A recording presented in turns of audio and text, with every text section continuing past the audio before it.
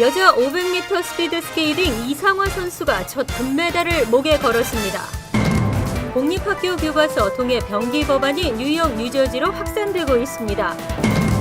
빌 드블라지오 뉴욕시장이 어제 신년 연설에서 밝힌 신분증 발급 방침에 뉴욕 이민자 단체들이 환영했습니다. 50인 이상 사업체 적용 의무 건강보험이 또 1년 미뤄졌습니다. 뉴욕시 공립학교 절반 이상이 오전 11시 이전에 점심시간을 시작하는 것으로 알려졌습니다. 이상은 이 시각 주요 뉴스입니다. 여러분 안녕하십니까? KBN 뉴스입니다. 드디어 기다리던 금메달이 나왔습니다. 2014 소치 동계올림픽 한국의 첫 금메달 주인공은 이상화 선수였습니다. 이상화 선수는 오늘 여자 500m 스피드 스케이팅에서 금메달을 목에 걸며 소치의 여왕으로 등극했습니다. 이상화 선수는 총 34명이 출전한 경기에서 1차 레이스 37초 42의 기록으로 1위로 통과했으며 이어진 2차 레이스에서도 37초 28의 기록으로 당당히 금메달을 획득했습니다. 2차 레이스 기록 37초 28과 합계 기록 74초 70은 올림픽 신기록입니다. 지난 2010년 밴쿠버 올림픽에서도 같은 종목에서 금메달을 따냈던 이상화는 여자 스피드 스케이팅 사상 세 번째 올림픽 2연패라는 위협을 달성했습니다. 한편 어제 남자 500m 경기에서 1, 2차 합계 69초 69의 기록으로 4위의 랭크 아쉽게 메달 획득에 실패한 모태범 선수는 내일 또다시 메달 사냥에 나섭니다. 남자 1000m는 모태범 선수가 4년 전 밴쿠버 올림픽에서 은메달을 획득한 종목입니다. 남자 스피드 스케이팅 1000m 경기는 미국 시간 내일 오전 9시에 시작합니다. 한국 종합 10위권 내를 향해 한 걸음 다가섰습니다. 다음 소식입니다. 뉴욕과 뉴저지주 정치인들이 공립학교 교과서 동해 병기 법안에 속속 동참하고 있는 모습입니다. 동해 병기는 차세대에게 동해와 일본해가 공존한다는 역사적 사실을 가르치기 위한 교육적인 접근이라는 데 의견의 일치를 보았습니다. 토니 아벨라 뉴욕주 상원의원은 어제 교과서 동해 병기와 함께 일본군 강제 위안부 내용까지 포함시키는 새로운 법안을 발의했습니다. 뉴욕주 상하원에 각각 발의된 교과서 동해 병기 법안에 하원 의원 3명도 어제 지지 의사를 밝혔습니다. 뉴저지주 하원에서는 지난 6일 주정부의 공식 업무에 동해를 사용하는 법안이 발의된 바 있습니다. 여기에 교과서 동해 병기를 추가한 새 법안이 상정될 예정입니다. 뉴욕주 상원에 가장 먼저 교과서 동해 병기 법안을 발의한 토니 앤 스타비스키 의원과 하원 발의자 에드워드 브라운스타인 의원은 이날 란킴 의원과 함께 한인사회 관계자들을 얼바니 의사당으로 초청해 본격적인 법안 알리기에 나섰습니다.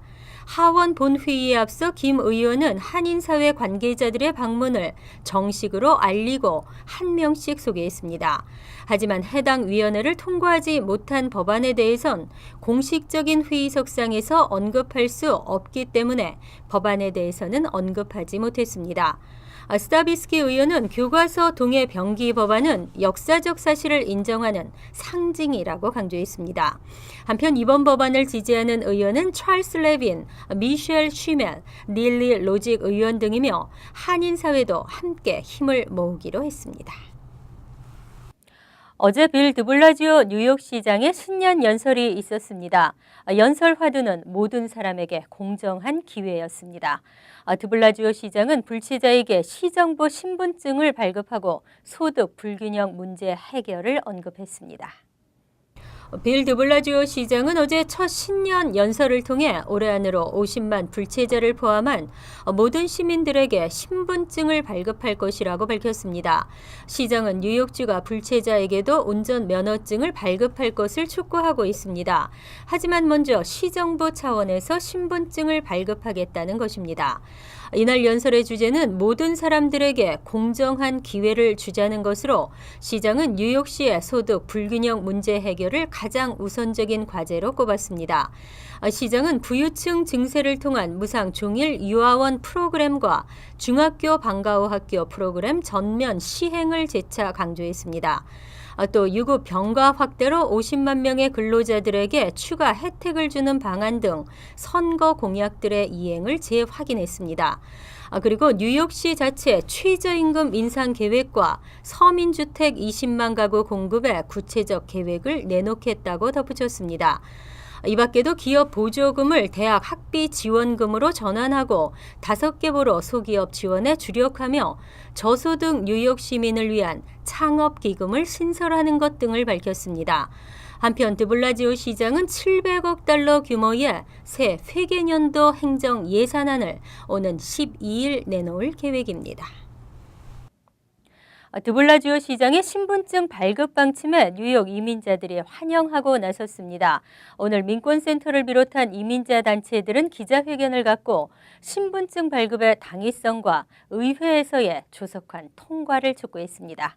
주성훈 기자가 보도합니다. 올해로 뉴욕 생활 10년째인 셀리 씨. 멕시코 이주자인 그녀는 2딸을 둔 학부모이기도 합니다. 하지만 아이들을 만나러 학교에 혹은 아이들을 데리고 동네 도서관에도 갈 수가 없습니다.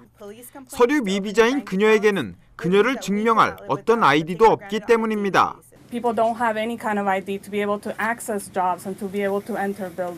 건설 현장 일용직으로 하루하루 일하는 로베르토 칼바리오 씨. 하지만 신분증이 없는 그는 건물 출입이 제한돼 있는 까닭에 일을 찾는데 애로사항이 많습니다. 이처럼 서류 미비로 공정한 기회를 얻지 못하는 불체자들은 뉴욕시에만 모두 50만여 명. 어제 빌 드블라지오 뉴욕시장은 신년 연설에서 불체자를 포함한 모든 시민들에게 신분증을 발급해 이러한 불공정성을 해소할 것이라고 밝혔습니다. 이에 민권센터를 비롯한 뉴욕시 이민자 단체들은 드블라지오 시장의 발언에 박수를 보내며 신분증 발급안의 조속한 통과를 촉구했습니다. The Minkwon Center is working in coalition with many other partners, Make the Road, the New York Immigration Coalition, to ensure that all the city council members support this legislation. 특히 신분증 발급이 시의회에서 결정되는 만큼 결정권을 진 시의원들을 적극적으로 설득해 새 회계 연도가 시작되는 7월 이전에 매듭을 짓겠다고 나섰습니다. 그것이 현실화된다면 아마 시행은 금년 안으로 이루어질 것 같습니다. 약 한두 달 정도의 준비 기간을 거쳐서 바로 시행이 될 텐데요. 그러면은 현재 신분증이 없는 그 동포분들께서는 시정부 아이디를 신청해서 받을 수 있게 됩니다.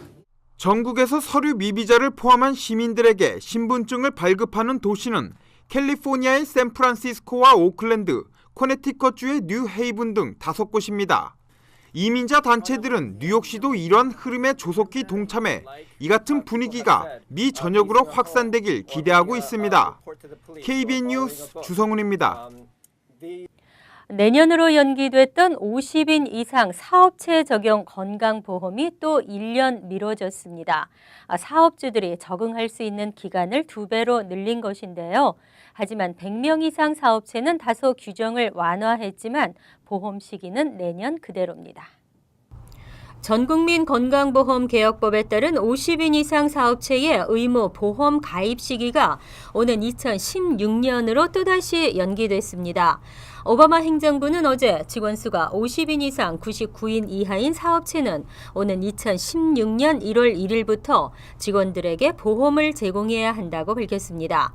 앞서 2015년으로 1년 연기한 데 이은 또 다른 조치입니다.